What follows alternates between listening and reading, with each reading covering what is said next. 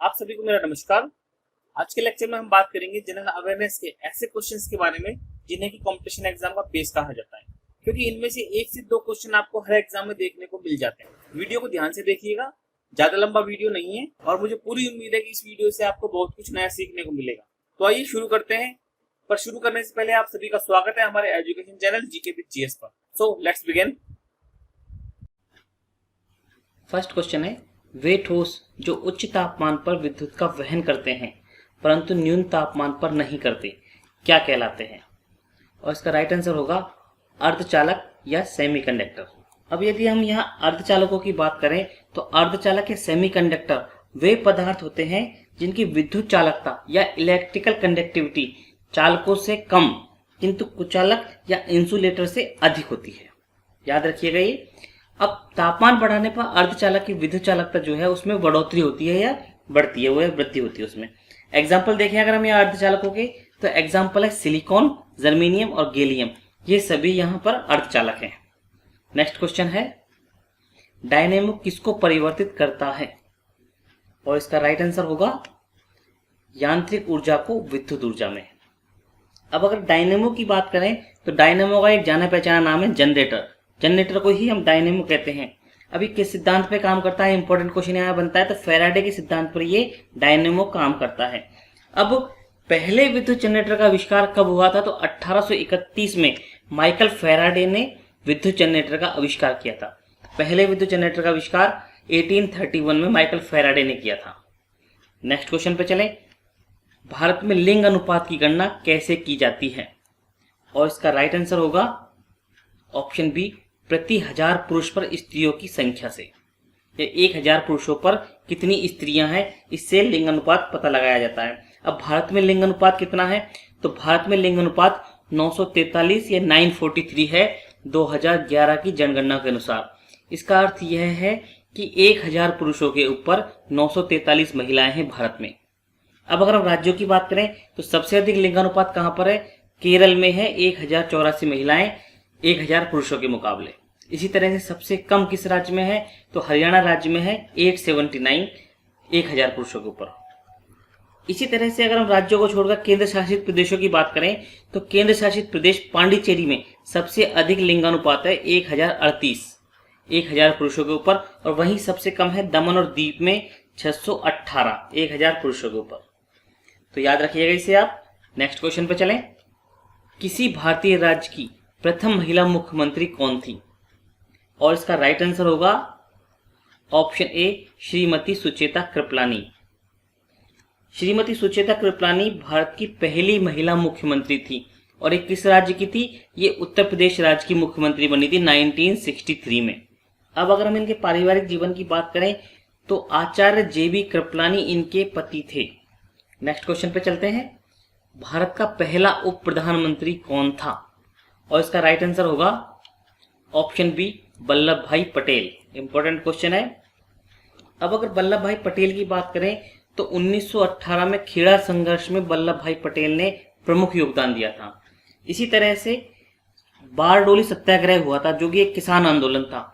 इस किसान आंदोलन का नेतृत्व भी वल्लभ भाई पटेल ने किया था, और इस आंदोलन के सफल हो जाने पर वहां की महिलाओं ने वल्लभ भाई पटेल को सरदार की उपाधि दी थी। याद रखिएगा, बहुत बार क्वेश्चन आता है, सरदार की उपाधि किसने दी थी? वल्लभ भाई पटेल को। इसी तरह से देशी राज्यों का एकीकरण का कार्य भी पटेल ने वीपी मेनन के साथ मिलकर किया था। याद रखिएगा, ये पूछा जाता है कई बार एग्जाम में। गुजरात में सरदार वल्लभ भाई पटेल की एक मूर्ति बनाई गई है जो कि विश्व की सबसे ऊंची मूर्ति है, और इसे स्टैच्यू ऑफ यूनिटी नाम दिया गया है, जो कि गुजरात के भरूच के निकट नर्मदा जिले में साधुबेट नामक स्थान पर स्थित है। याद रखिएगा, इंपॉर्टेंट क्वेश्चन है। नेक्स्ट क्वेश्चन पे चलते हैं, भारत के वे राष्ट्रपति कौन है जो निर्विरोध चुने गए थे?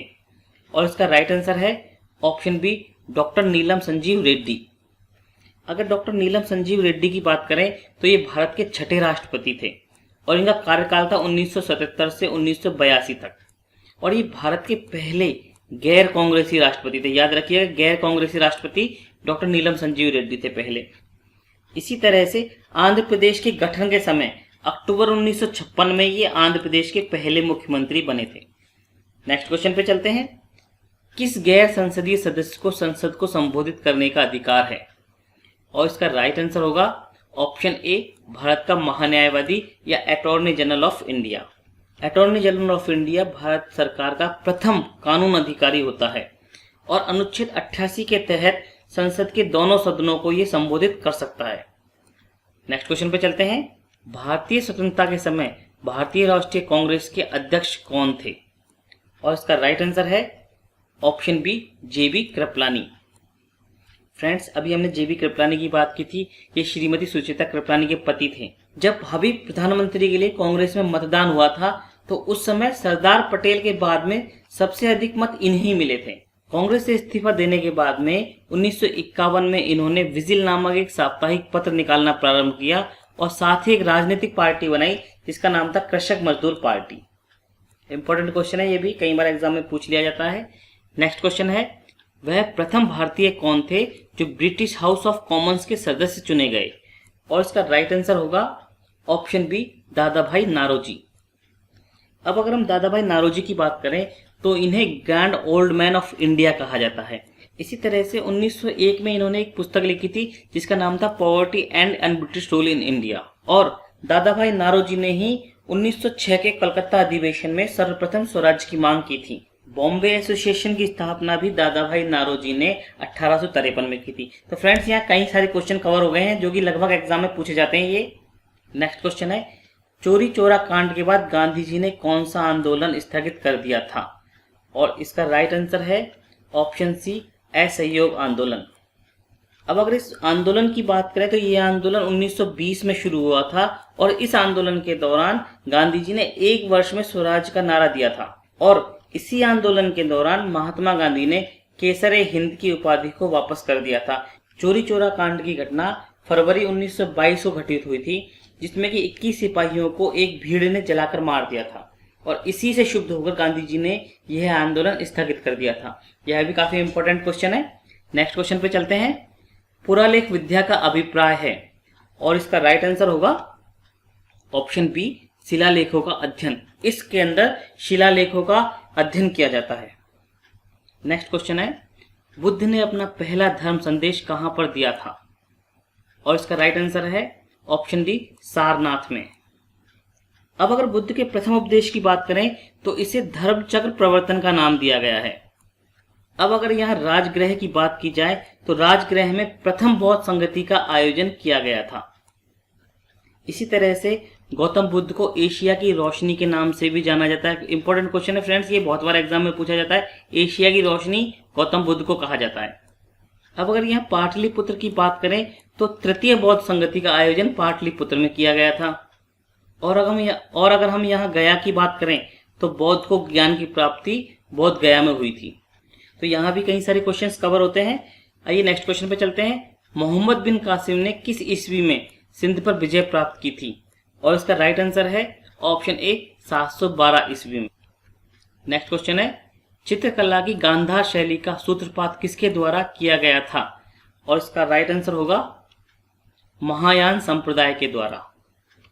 तो गांधार शैली के अंदर बुद्ध की सुंदर मूर्तियां बनाना प्रारंभ हुआ था, जो कि ये मूर्तियां काले सलेटी पत्थर, चूने तथा मिट्टी से मिलकर बनी हुई थी। अब गांधार शैली का एक नाम और है, इसे हिंदी यूनानी कला भी कहा जाता है। याद रखिएगा, हिंदी यूनानी कला गांधार शैली को कहा जाता है।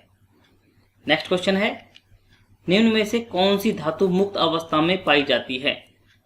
और इसका राइट आंसर है ऑप्शन ए, तांबा या कॉपर। अब अगर तांबे की बात करें तो तांबा प्रकृति में मुक्त और संयुक्त दोनों अवस्थाओं में मिलता है और इसी तरह से मानव ने सर्वप्रथम तांबे का ही उपयोग करना प्रारंभ किया था। अब तांबे को कैसे पृथक किया जाता है? तो तांबे को विद्युत अपघटन के द्वारा पृथक किया जाता है। यहाँ भी कई क्वेश्चन कवर होते हैं। फ्रेंड्स, अब बारी है आपके लिए एक सरप्राइज टेस्ट की और टेस्ट का क्वेश्चन है आपके सामने, तृतीय बौद्ध संगति कहाँ आयोजित हुई थी? फ्रेंड्स, इस क्वेश्चन का आंसर आपको कमेंट बॉक्स में कमेंट करके देना है और यदि इस वीडियो से रिलेटेड आपका कोई सजेशन हो तो कमेंट बॉक्स में कमेंट करें, हम उसमें जरूर इंप्रूवमेंट करेंगे। वीडियो में पूछे गए क्वेश्चंस का टेस्ट देने के लिए डिस्क्रिप्शन में दिए गए लिंक पर आप क्लिक करके वो टेस्ट दे सकते हैं। जनरल साइंस और जनरल अवेयरनेस से जुड़े हुए इंपॉर्टेंट क्वेश्चंस के वीडियो देखने के लिए हमारे चैनल को सब्सक्राइब करें, साथ ही बेल आइकन को भी प्रेस कर दें ताकि हमारे आने वाले हर वीडियो की नोटिफिकेशन आपको टाइम से मिल सके। इसी तरह के इम्पोर्टेंट क्वेश्चन के साथ में मिलते हैं नए वीडियो में। तब तक जय भारत, जय हिंद।